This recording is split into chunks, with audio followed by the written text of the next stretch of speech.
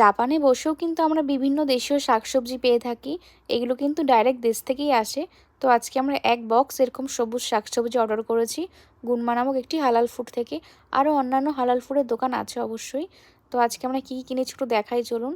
একটা লাউ, পেঁপে, ধনিয়া পাতা আর এই যে রয়েছে পটল। জাপানে এসে প্রথমবার আমি পটল দেখছি। জাপানে আমি আজ পর্যন্ত পটল দেখিইনি। এই 4 থেকে 5 মাস হয়ে গেল।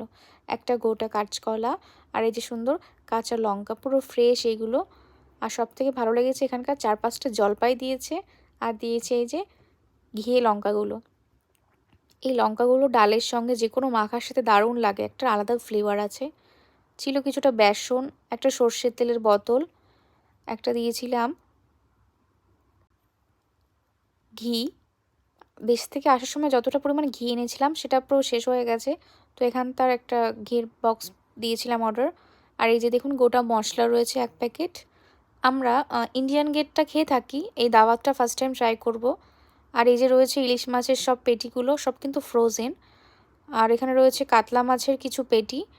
আর এপাশে রয়েছে চিকেন, কচুরলতি, এই যে পটলগুলো 1400 ইন নিয়েছে।